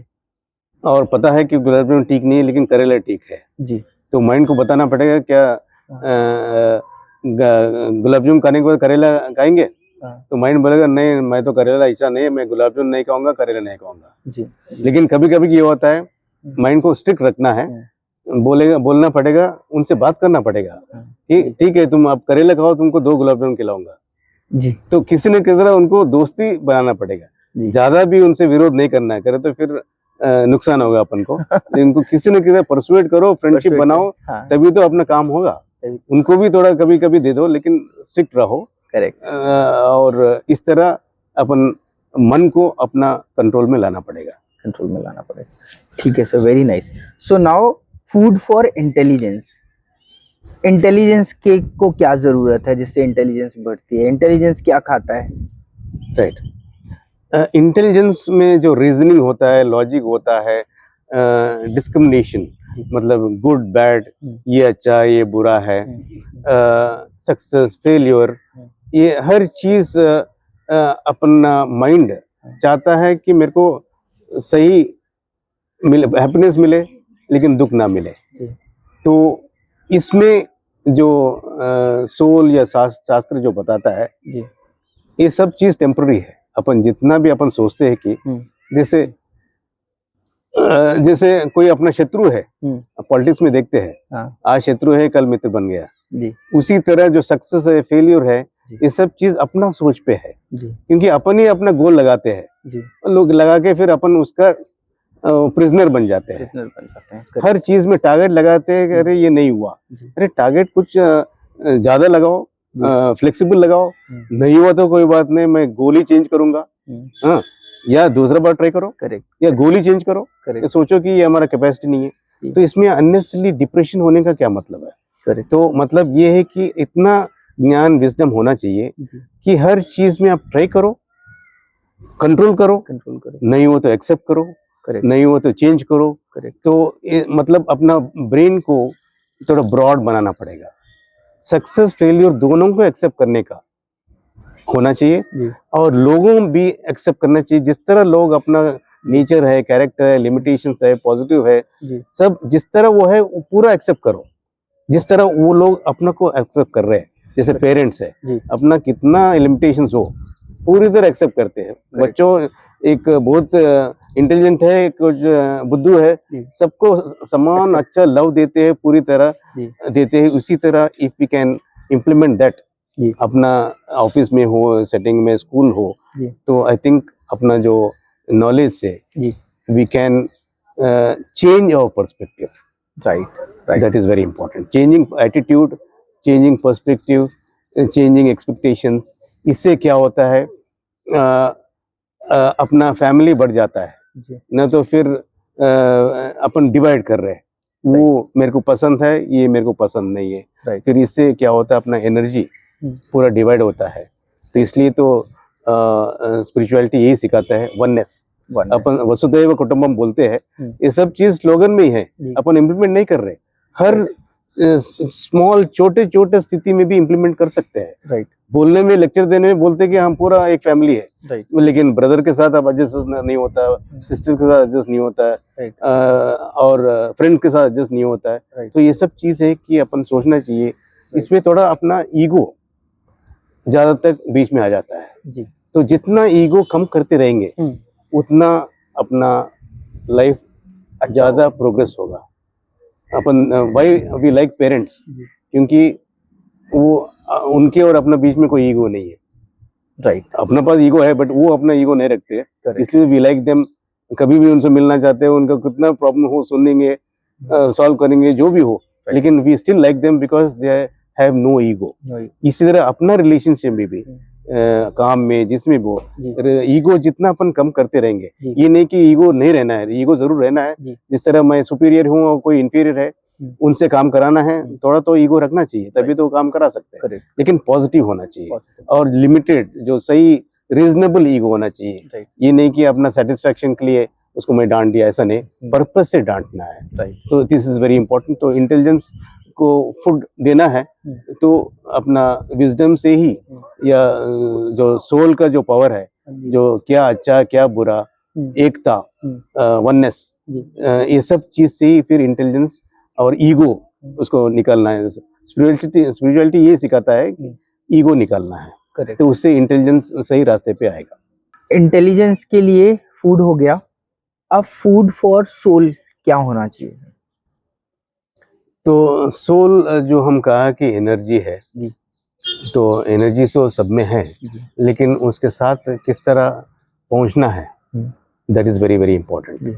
सो जिस तरह हम कहा है कि साइलेंस, जब अपन कोई भी एक्टिविटी नहीं करेंगे, बॉडी ना हिलेगा, माइंड ना हिलेगा और इंटेलिजेंस नहीं हिलेगा, सब तीनों शट है, तो उसका मतलब है we are with the soul. Right. और ये स्थिति ऑलरेडी हम उसमें रहते हैं जो अपन नींद में सोते हैं। राइट। फॉर इंस्टेंस नींद में दो तरीका नींद होता है। एक है जो सपना आता है। राइट। सपना जो आता है इसका मतलब है माइंड उसमें भी एक्टिव है। एक्टिव है तभी तो सब पूरा दुनिया दिखता है सपना में। करेक्ट। लेकिन एक और स्टेट है स्लीपलेस, ड्रीमलेस स्लीप बोलते हैं, डीप स्लीप बोलते हैं। Deep sleep. तो उस स्थिति में माइंड भी शट होता है। मतलब बॉडी पूरा साइलेंट है, माइंड साइलेंट है, इंटेलिजेंस साइलेंट है, तो ओनली आत्मा इज अवेकन। आत्मा तो हर समय अवेक रहता है, बट उस समय only atma is awake. Only atma is. तो so that is a situation when our body gets lot of energy, इसलिए नेक्स्ट डे बोलते हैं अरे बहुत हमको बहुत बढ़िया नींद आया है, और next day we feel very energetic. Right. क्योंकि we are with the soul. It is said that even जब ड्रीम आता है उस रात में कभी ना कभी एटलीस्ट सम सेकंड्स और some minutes we are dreamless, that means we are with the soul. उसी से तो है अपन को नेक्स्ट डे पावर मिल रहा है। Wow. So now why meditation is important. जो जिस तरह नींद में, डीपलेस स्लीप में इस तरह सोल के साथ है, meditation is nothing but creating the same situation in the waking stage. जागृत रहो और सारी चीजों को शट रखो, Wow. और and then you are with the soul. Okay, at that moment your body will be aligned with the soul. Body is silent, हाँ. mind is silent, intelligence is silent, and therefore the soul is active. You are with the soul. You are with the soul in a awakened state. In a awakened state. Wow. So therefore जो योगी सब ध्यान में बैठते हैं, और इसलिए तो उन लोग लंबा जीते हैं और सुख रहते हैं, क्योंकि there are no negative thoughts. Mind is not working. Body's energy is preserved. इसलिए तो उनको भूख भी ज्यादा नहीं लगता। एवरीथिंग इज क्वाइट, जो जितना एनर्जी है उनको ज्यादा जरूरत नहीं है। माइंड जब चंचल होता है इसलिए तो उसको एनर्जी भूख ज्यादा लगता है, क्योंकि एनर्जी स्पेंड हो रहा है, फिर खिलाना पड़ता है। सो देयरफॉर ऐसा जो मेडिटेशन है is creating that situation where you are with the soul. Silence से भी you, in fact in this meditation you are silent, whereas even if you are not closing your eyes and your mind is very quiet, and you are not talking to anybody, and you are not using a brain, you are still in close to the soul. Silence में भी you are with the soul. Just that तुम आसन में नहीं बैठा, आंख नहीं बंद किया, फिर भी you are with the soul. And this is meditation silence. Prayer में भी जब प्रेयर कर रहे, जैसे टेम्पल गया है, अपन अंदर जाके भगवान को प्रे किया कि हमको ये चाहिए, वो चाहिए, ये चाहिए, that is not being with the soul. You are just going like a trader कि मैं पूजा कर रहा हूँ, तुम मेरे को कुछ वापस करो। हे भगवान मेरा एग्जाम क्लियर करा दे, बस ये करो, पूरा करो, जॉब दिलवा दे। तो इसका मतलब है पूरा बिजनेस ये करवा दे, पूरा दुनिया तुम्हारा दिमाग में है, राइट, है ना? You are asking this that and all that, right. Whereas if you do bhajan, right, Hare Ram Hare Krishna करते रहो, और इसमें तुम्हारा कोई इच्छा एप्लीकेशन नहीं है, right, there is no application of demands, right, सिर्फ भगवान को सिर्फ याद रख रहे हैं, right, that is also your with the soul. इसलिए जो भजन होता है, राइट, बिकॉज़ सर वो माइंडफुलनेस है ना, it is mindfulness, that is mindfulness कि आप अपना काम कर रहे हैं एंड आपका conscious is with the soul, with the soul, with the soul की, and that soul is like we can say the universe, the universe, or you are with yourself. You are with yourself, and yourself means the soul, the whole universe, the whole. Because there is only one soul. Right. Wow, so this is very interesting. So therefore, जितना अपन selfless रहेंगे, selfless pray करेंगे, क्योंकि अपन सोचते हैं कि भगवान को pray करने से दे देगा। अरे pray करो मत करो, तुम क्या सोचने वाला है, क्या तुम्हारा प्रॉब्लम्स है, सब कुछ पता ही है, राइट। बट ओनली थिंग अपना तसल्ली के लिए, राइट, प्रे करो, ठीक है, कोई बात नहीं। इनफैक्ट जो रूरल एरियाज और अपना सिटी लाइफ में फर्क ये है, रूरल एरियाज में इस तरह भगवान को एक बार पूजा करते हैं, सुबह सुबह हमको ये चाहिए, वो चाहिए, वो चाहिए, और पूरा दिन शांत रहते हैं। लेकिन अपन क्या करते हैं, अपन कुछ पूजा ही नहीं करते, भगवान पे कोई फेथ भी नहीं है, और हर महीना रोज दिन सोचते रहते कि ये क्या होगा, वो क्या होगा, कैसा मिलेगा, ये क्या।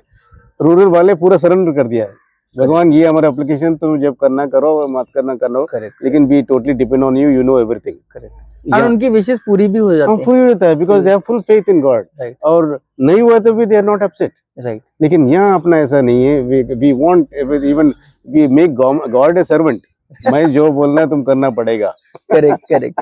आप जाओगे मंदिर में, you put your demand and with some money, तो आपने मनी दिया तो आपने सोचा कि मैं रुपए दिया रे, अभी तो काम करना या काम करो, मैं मनी दूंगा, बाद में दूंगा। तो इस तरह ट्रेडर के जैसे अपन बिहेव कर रहे हैं, देयर इज नो प्योरिटी, तो मतलब भगवान को पूरा सरेंडर करना, क्योंकि आप तो परमात्मा है, you know everything, in fact you created me, right, and you know more than me, because जब पेरेंट्स को बच्चे के लिए सब जानते हैं, राइट, तो उनको बच्चे पूछने की जरूरत नहीं कि मेरे को पानी दो, खाना दो, राइट, उनको पता है कब इनको भूख लगेगा, क्या करना है, राइट। तो इस तरह पूरा फेथ रखेंगे, I think you will have full strength, you will totally depend on God, right, you will follow what he is saying. और कोई नहीं हुआ, कोई सोचते कि अरे नहीं हुआ मतलब वो भगवान नहीं चाहता है। कभी कभी ये होता है कि एक एग्जाम्पल है, और ये रियल हुआ है, आई हर्ड मेनी टाइम्स, कि कोई फ्लाइट लेना चाहता था, और किसी ने किसी तरह रुक गया, वो बहुत रोते गए कि अरे फ्लाइट कोई अच्छा इंपॉर्टेंट कॉन्फ्रेंस जाना था, राइट, रुक गए, भगवान ने मेरे को मदद नहीं किया। लेकिन बाद में पता चल जाता है वो फ्लाइट नीचे गिर गया, राइट। अब तब सोचता है कि अरे जो भगवान किया सही किया, इसलिए। लेकिन वो अपन ऐसा स्थिति हुए तो सोचते हैं, जी लेकिन हो सकता है हर चीज में कोई ना कोई कारण हो, क्योंकि अपना दिमाग बहुत छोटा है, करेक्ट भगवान का दिमाग बड़ा है। करेक्ट तो we don't know what he is expecting from us, correct और इतना तक अपन को बड़ा किया है और आगे भी क्यों नहीं ले जाएगा। Right. वो he is the most devoted father, अपन स्टार्टिंग से आखिरी तक अपने ऊपर ध्यान रखेगा, राइट और he is the father of fathers, father of grandfathers. Right सबको देखभाल कर रहा है, राइट चिड़िया को देखभाल, सब जंतु को देखभाल कर रहा है, राइट तो क्या अपन को भूल जाएगा? Right so that faith is very important. It can solve all our problems right of depression, of failure, anxiety. Right This is something, if we are not praying to some God, we are praying to ourselves, apna inner soul. Right So if you forget that, then we are in trouble. If Right. you forget any of the four, right we are in trouble. So the solution is there in all the four. So Right. we have to work together. पूरा comprehensive mindfulness होने से right किसी problem का solution जरूर मिलेगा, right और अपन perspective सही रहेगा, और प्रॉब्लम्स जो अभी दिख रहा है वो they won't look like problems, Right. और even if they problems we accept them, therefore the pain of the problems will diminish. So accepting is also example of mindfulness, because आपने उस चीज को समझ लिया, हाँ. जान लिया, आपने बॉडी का यूज किया, माइंड का यूज किया, इंटेलिजेंस का यूज किया, एंड सोल को भी समझा, तभी आपने एक्सेप्ट किया, अदरवाइज आप एक्सेप्ट क्यों करोगे? Very correct, very correct. And तो सर मैं एक यहाँ पर एक पॉइंट आता है कि मान लीजिए कोई बिगिनर है, किसी को कुछ नहीं पता, लाइफ पूरी हेल हो रखी है, कोई जिंदगी का कुछ रास्ता नहीं है, वो कोई भी एज का व्यक्ति हो, आदमी हो, औरत हो, बच्चा हो, बड़ा हो, बूढ़ा, जवान, कोई भी हो, मैं ये चाहता हूँ कि आप एक बार ये बताएं कि from morning to night when he wake up और till he sleeps, उसका क्या शेड्यूल होना चाहिए? एक फॉर एग्जाम्पल क्या शेड्यूल होना चाहिए एक इंसान का? Very nice question. जी इसमें ऐसा है, जो अपन पता चलेगा, ये चार चीज तो जरूर पता होना चाहिए. जी जैसे वी डिस्कस इन डिटेल, या body, mind, intelligence and soul. जी I think that is the main foundation. जी जब ये तीन चार चीज पता चलेगा, फिर जी. देन वी कैन डिसाइड कि टाइम टेबल इन चारों को किस तरह जी. अपन जी हैंडल करना है, जी इनको किस तरह फूड खाना, आप बोल रहे थे फूड फॉर, इनको फूड कब क्या कैसा खिलाना है, जी जी तो उससे फिर टाइम टेबल अपना उससे पाए, फिर टाइम टेबल अपना आप होगा. होगा. फॉर इंस्टेंस सुबह उठते ही हम्म. बॉडी को देखभाल करना पड़ेगा, एटलीस्ट स्टमक को साफ करना पड़ेगा, जी ब्रश करना पड़ेगा, नहाना पड़ेगा, जी फिर नेक्स्ट आएगा व्यायाम करना पड़ेगा जी बॉडी के लिए, फिर खाना खाना पड़ेगा, जी और ध्यान भी करो, मेडिटेशन. क्योंकि और एक चीज है, जैसे डायरी मेंटेन करना है, diary, it is a very important thing. इसमें दो चीज इससे लाभ होता है. हाँ. एक तो लिखो कि आज मैं क्या क्या काम करना है. ओके माइंड 10 आइटम्स उसको याद नहीं रहेगा, रहे तो भी उसको अननेसेसरली अपन ज्यादा टैक्स कर रहे हैं. ओके हाँ, डायरी में लिखो कि ये करूंगा, प्रायोरिटी फर्स्ट ये करूंगा, सेकंड ये करूंगा, फिर जो होते ही टिक करते रहो.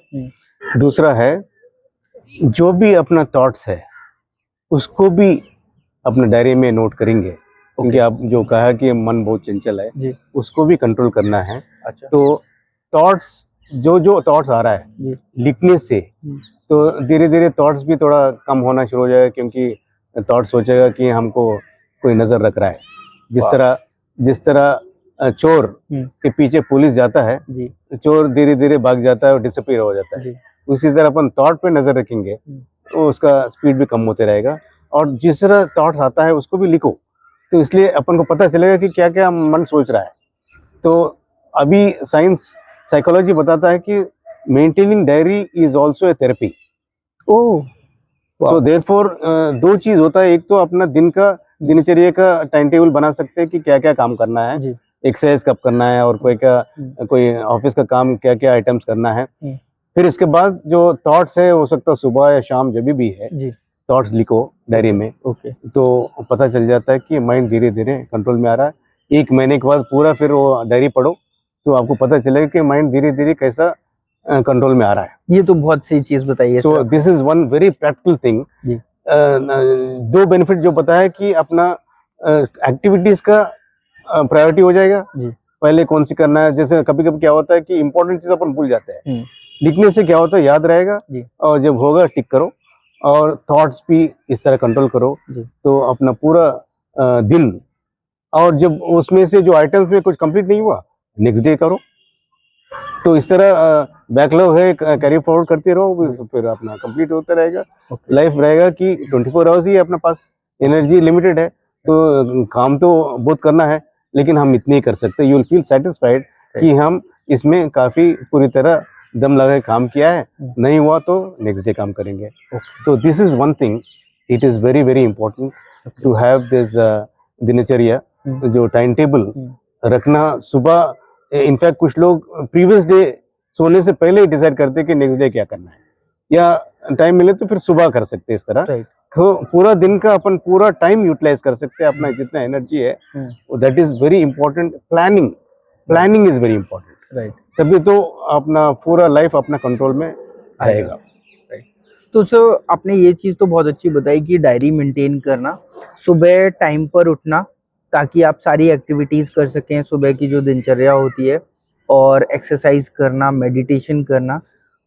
उसके बाद से हम आते हैं, मान लीजिए कोई व्यक्ति काम पर जा रहा है अपने, तो काम पर 8 घंटे 9 घंटे, फिर आजकल लोग ट्रैफिक में भी फंसे रहते हैं, उसमें 2-2 घंटे लोगों के 3-3 घंटे चले जाते हैं, या ट्रैवलिंग कम्यूट में चले जाते हैं, मेट्रो में जा रहे हैं या बसेस में जा रहे हैं। तो ये वाला जो स्ट्रेस है सर, वर्क प्लस जो ये कम्यूटिंग का जो स्ट्रेस है, इस टाइम पर क्या करना चाहिए? मैं देखता हूँ लोगों को बसों में या मेट्रो में आजकल तो ईयरफोन लगा कर और देखते रहते हैं, कोई फिल्म देख रहा है, कोई गाना सुन रहा है। तो what is the right thing to do इस दौरान, दैट कम्यूट में? It is again very nice question. जैसे आप कहा कि अब इस समय लोग इतना बिजी हो गए, उनको टाइम ही नहीं है जी। लेकिन क्या उनको पार्टी जाने में टाइम नहीं है? टाइम नहीं मिलता जी। और जो व्हाट्सएप में टाइम स्पेंड करना उनको टाइम नहीं है जी।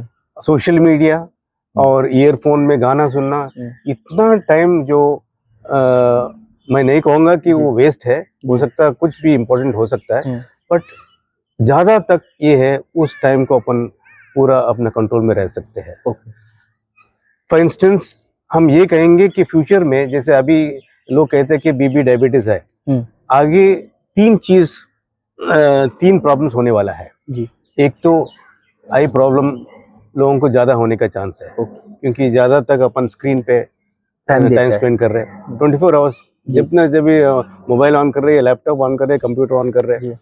दूसरा है हियरिंग प्रॉब्लम्स होने वाला ज्यादा है, बिकॉज हर समय ईयरफोन ज्यादा यूज हो रहा है, कभी फ्रीक्वेंसी ज्यादा है, इस तरह प्रॉब्लम हो सकता है। और तीसरा है कभी कभी अपन सोफा पे सो के लैपटॉप पे काम कर रहे हैं या सुन रहे हैं, उससे क्या होता है अपना जो स्पाइनल कॉर्ड है वो उसका शेप भी चेंज हो सकता है, कभी बोन का प्रॉब्लम भी आ सकता है कि गलत साइड पे सोने से सब करने से नेक का प्रॉब्लम हो सकता है। सो ये ऑर्थो प्रॉब्लम है तीसरा। और चौथा है धीरे धीरे साइंस ये बता रहा है कि जो रेडिएशन है स्क्रीन से ब्रेन पे भी कुछ इफेक्ट हो सकता है। सो देयरफॉर जो भी अपन डिवाइसेस यूज कर रहे हैं, electronic devices, we have to be very very careful. जब जितना चाहिए उतना यूज करना है, एक्सेस यूज नहीं करना है। और दूसरा है इंफॉर्मेशन जो एंटरटेनमेंट के लिए हो या एजुकेशन हो या किसी तरह हो, लिमिटेड होना चाहिए। जहाँ तक हो सके जो यूजफुल है उसी पे ज्यादा फोकस देना चाहिए। लेकिन सर इस चीज, ये बहुत सही आपने बात बोली है, लेकिन सर इंफॉर्मेशन को कंट्रोल आज की डेट में नहीं करा जा सकता। आप मैक्सिमम टाइम मोबाइल पर बिता रहे हैं, और मोबाइल पर तो आप रील्स देख रहे हैं, शॉर्ट्स देख रहे हैं, एक निकाला दूसरा आ गया, तीसरा आ गया, चौथा आ गया, यूट्यूब हो गया। मैक्सिमम टाइम लोग यूट्यूब पर, फेसबुक पे, इंस्टाग्राम पर, इन पर बिता रहे हैं। तो ये जो अननेसेसरी जो इंफॉर्मेशन वो गैदर कर रहे हैं जिसकी जरूरत नहीं है, then WhatsApp forwards, relatives, friends जो व्हाट्सएप पर फॉरवर्ड्स करते हैं, उसको हमें अपने माइंड को कैसे बताना है कि भाई तुम ये चीज मत देखो। ये एक बहुत बड़ी एक प्रॉब्लम है सर आज की डेट में। तो ऐसा है, we know everything what is good and bad. जहाँ तक अपन अपना शॉर्ट टर्म खुशी के लिए करते हैं, लेकिन लॉन्ग टर्म सोचना चाहिए कि इससे मेरे को क्या फायदा हो रहा है। और time is very important, right. Time not only for career but even time to take care of our body or to give time for our relatives, family, because everyone needs time। तो उस पर भी ध्यान दो। सब में जो duty है, ड्यूटी जैसे बॉडी माइंड सोल चार का जो करने के बाद जो भी एक्स्ट्रा टाइम है तुम जो करना कर लो। लेकिन मैं फिर ये बताऊंगा, जो विजुअल हियरिंग जो मैं बताया, ऑर्थो प्रॉब्लम और मेंटल प्रॉब्लम, जितना हो सके उसको कम करने का। आई थिंक सर ये जो माइंडफुलनेस से वो चीज भी ओवरकम हो सकती है, क्योंकि आप, अगर मुझे लगता है कि आप सचेतन होंगे, चेतना में होंगे, तो जो ये अननेसेसरी इंफॉर्मेशन जो गैदर हो रही है, आपका दिमाग एकदम से काम करेगा कि मेरे को ये नहीं, राइट, इसको नहीं देखना है। Very good. ऑटोमेटिकली दिमाग में आएगी। Very good। या जो भी ये जो अननेसेसरी चीजें जो लाइफस्टाइल जिस तरीके से हो रहा है उस पर, तो माइंडफुलनेस आई थिंक बहुत सारे तरीकों से काम कर रहा है। yes। हमारी मतलब लाइफ को अच्छा करने के लिए। yes। तो वापस से हम आते हैं सर वहां पर जहाँ पे हमारा जो शेड्यूल था दिन का, जैसे आपने बताया कम्यूट के टाइम पर लोग ईयरफोन्स देख रहे हैं, तो एक्चुअली में सर करना क्या चाहिए? क्योंकि मैं देखता हूँ लोगों को, फॉर एग्जांपल दिल्ली एनसीआर की अगर बात करें तो people are travelling from one side of Delhi to Gurgaon, तो वो 2 घंटे का ट्रैवल उनका है। तो उस 2 घंटे के ट्रैवल में व्हाट पीपल शुड डू आपके हिसाब से, सो दैट उनके लिए बेनिफिशियल भी हो। Although I was in Europe, तो मैंने वहां पर देखा, मुझे बहुत अच्छा लगा वहां पर जो वहां की मेट्रो है या जो ट्यूब्स वो बोलते हैं उसे, ईयरफोन्स नहीं लगते होते थे सर वहां पर, लोगों के हाथ में किताब होती थी। मतलब आज के टाइम की बात बता रहा हूँ मैं आपको कि ईयरफोन और मोबाइल और व्हाट्सएप है उनके पास, लेकिन वो नहीं यूज कर रहे, वो किताब पढ़ रहे हैं। एंड वही मतलब कॉन्ट्ररी टू इट, इंडिया में देखो तो मतलब लोग ईयरफोन्स लगाकर 2-2 घंटे, वो सोचते हैं मैं एक फिल्म ही देख लेता हूँ ऑफिस तक पहुंचने से पहले। तो उसके बारे में क्या, मतलब आई थिंक समहाउ ये हमारे जो लोग हैं, हमारे सिटीजन्स हैं, उनके माइंड को भी डिस्टर्ब कर रही है ये वाली चीज, और उनकी बॉडी को भी। इफ माइंड को डिस्टर्ब करेगी तो इनडायरेक्टली वे में बॉडी भी डिस्टर्ब होगी। तो उसके लिए एक पूछें कि what is the solution if somebody is travelling for 2 hours, तो what is the right thing to do in between? या हमारा जवाब आप आसान कर दिया है। एक कुछ बुक्स पढ़ना, this is one very good way. लेकिन हमारा पिताजी वो भी मना करते थे। अच्छा। बोलते थे जैसे ट्रेन में आप बुक्स पुस्तक पढ़ रहे हैं, तो when train is moving it can affect your eyes. मतलब बुक है, करेक्ट, थोड़ा कुछ ना कुछ शेक होता है। तो he used to say no, don't read even book also, right. तो और इसके अलावा फिर बस एक ही 2 ही रास्ता बचा है। एक तो आंख बंद करो जी, बस ध्यान करो, बी हैप्पी विथ योरसेल्फ, और आंख खोलो, नेचर को देखते रहो, लोगों को ऑब्जर्व करो और बाहर विंडो के बाहर देखो, और खुश रहो, feel yourself happy, right. Because ऐसा है, घर जब जाते हैं अपन काके सो जाते हैं, लेकिन बाहर जो ऑफिस में बाहर हो, that is the maximum time we are spending, right. waking time is maximum outside, right, less at home, right। so outside में जब माइंड स्ट्रेस होगा, टेंशन होगा, गलत चीज सुनेंगे, पढ़ेंगे, that decides our character, right, and also our life, right। दुखी या सुखी हो वो डिसाइड कर देता है, राइट। इसलिए जितना अपन फ्री टाइम मिल गया, बस शांत रहो, be with the soul, that is the time where you are increasing your energy, potential, positivity, right। being silent and being with your own soul, with yourself, right, is becoming more energetic। मतलब future के लिए तुम energy अपना store कर रहे हैं। तो इसका मतलब सर ये हुआ कि जो लोग कम्यूट कर रहे हैं, ट्रैवल कर रहे हैं, right, उस टाइम पर उन्हें लगता है कि चलो मैं इस टाइम पर एक फिल्म देख लेता हूँ, चलो मैं इस टाइम पर फेसबुक पर चैट कर लेता हूँ, चलो मैं इस टाइम पर कॉल कर लेता हूँ अपने रिलेटिव या अपने जिसको भी, तो अगर हम माइंडफुलनेस के हिसाब से देखें तो ये सारी चीजें ही करना गलत है।